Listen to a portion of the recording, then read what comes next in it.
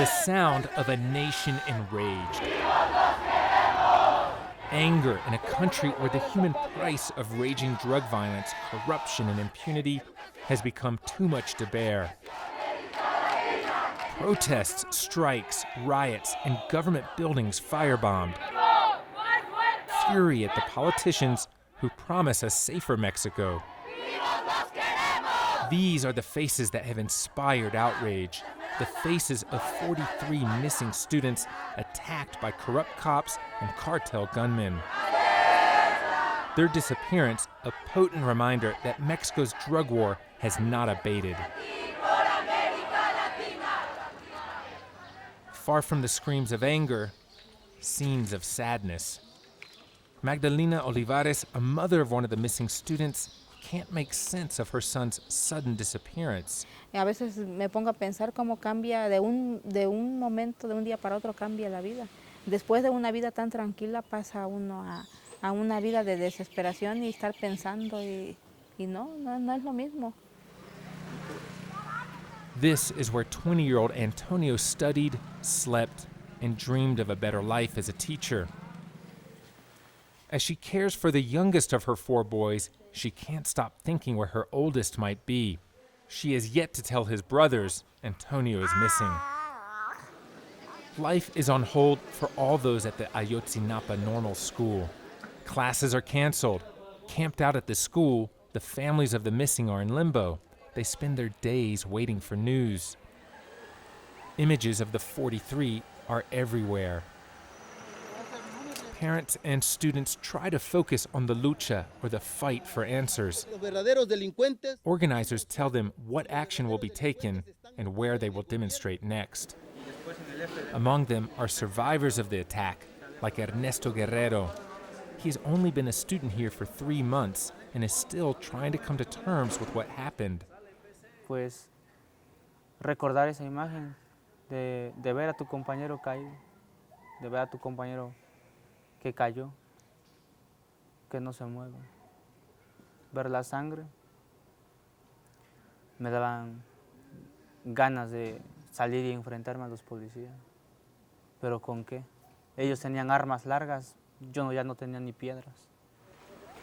At this teacher's college, they follow a leftist tradition, steeped in activism and a reverence for revolution. The night they disappeared, they had taken over buses and were asking for donations to travel to Mexico City to a march honoring Mexico's worst massacre, that of an estimated hundreds of students. The Normalistas, as they're known, are famous for direct confrontation. They've long been a thorn in the side of authority. But on that Friday night, their action was met with unexpected force. Police and masked gunmen opened fire on the buses. 6 people were killed, many of the students fled, and the 43 were forced into police vehicles. According to the Attorney General, they were handed over to Guerreros Unidos, a drug cartel that dominates much of the state. This is Iguala, the town where the tragedy happened. It looks like a normal city and is known by Mexicans as the birthplace of the country's flag. Now, it's known for something else. For those who live here, it is a place wrought with danger. When you spend time in Iguala, as we have this past month, you realize people are afraid. They don't want to talk, and they don't know who to trust. And when they do speak out, they say they could be targeted. They say no one is immune from the threat of kidnapping. Most of those taken never return.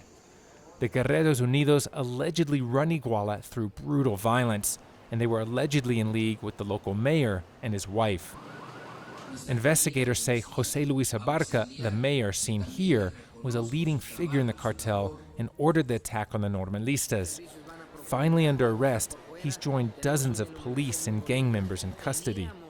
He's become a national symbol of corrupt Mexican politics. His office has been burned, but people say he's just one example of a system rotten to the core, where not only are the politicians turning a blind eye to crime, they've become the criminals themselves. In a town struggling to come to terms with its now open secrets, the people just want to purge the evil from Iguala. This was the message being broadcast at the main church. Písale la cabeza para que San Miguel Arcángel y sus la corte celestial lo arrojen al lugar de donde nunca debió de salir, que es el infierno. At the mass held by local priest Francisco Tejeda, the aisles are full. Nosotros nos enterábamos sobre todo porque algunas personas nos pedían oraciones por alguien que fue secuestrado o pues teníamos que celebrar la misa por el difunto que había sido asesinado. Entonces, de esa manera nos enterábamos de qué estaba pasando, pero nunca nos imaginamos qué tan grave era la situación. Unearthing the truth. That's what this case has become about. With no faith in their leaders or in the investigation into the missing, parents and vigilantes search too. Officially, the government has found 11 mass graves with 38 bodies. The volunteers say they have found many more and won't stop until the full number of Igualas disappeared is known. Para presionar al gobierno, darle a conocer a la opinión pública, a la sociedad, de las cosas que está dejando de hacer. Algo que tenía que hacer lo está haciendo la población, la gente civil. Es algo que no tenía que hacer la persona civil, lo tenían que hacer las autoridades. So far, the government says none of the bodies match those of the students. So who are they? And will they ever be identified? 30,000 are missing in Mexico, and many believe the government would prefer to leave the dead in the ground. These are some of the first graves discovered outside of Iguala. Those who live nearby say drug gangs have used this site for years to dump bodies. La perra subía y nosotros sin saber subía y traía carne de por allá, carroña, ¿no? Y era un pedazo de pene humano que trajo la perra. Es que aquí ya lo tomaron como panteón. I asked a federal policeman on duty if he had heard the same stories, that this had always been a place where cartels bury their victims. La gente tal vez no me diga todo lo que veo, todo lo que hace. Me pongo del lado de la gente y digo, no, pues es lógico que la gente se reserve. Now, police won't let us go any further beyond this point, but some of the graves found here outside of Iguala are about 2 kilometers up this road, and locals tell us that at any time of day or night for years, they would see cars go up the hill quite full, but when they came down, they were pretty much empty. This man has lived here for nearly 3 decades. He sleeps on a dirt floor. He'd rather be poor than join the gangs. A mí me ofrecieron 30,000 pesos para que yo fuera, ¿no?, a levantar. Yo les dije que no. Yo no te conozco. Ya estoy viejo, le digo. Para 10, 12 años que voy a vivir, déjeme vivir mejor. Many with few prospects do take the offer, but he couldn't be one of them. 3 of his nephews have been missing for years. He often writes poetry to deal with the pain of living amidst so much death. His latest poems are to honor the 43 missing students. Elevo mis ojos al cielo y pido clemencia a Dios, resignación a sus padres, pues por hacer caso a sus dirigentes, que a Iguala los mandó estos inocentes, estos niños inocentes, la muerte los sorprendió.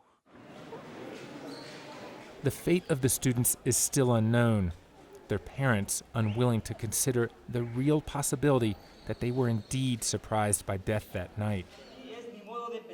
More than a month after their disappearance, finally the Mexican president granted them an audience. He has yet to travel to Guerrero, but it was a sign for this very telegenic president, hailed by the international media as the savior of his country, that this time speeches and sound bites won't be enough to satisfy Mexicans.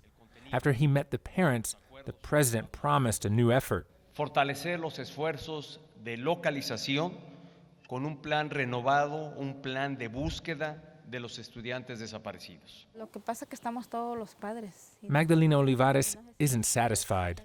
Her view of her country has been turned upside down. Yo no confío, yo no confío. Esperemos que, como le digo, la confianza se gana. Esperemos que él se lo sepa ganar y que de verdad cumpla y que ya esté diseñando qué es lo que va a hacer y hasta no ver, no creer. Por lo pronto no confío. In Mexico, clarity sometimes never comes. Just what happened that night in Iguala is still unclear. It may always be, despite nearly daily protests on the streets. For now, the only decision Magdalena can make is when she should tell her other children their brother may never come home. Adam Rainey, Al Jazeera in Ayotzinapa, Mexico.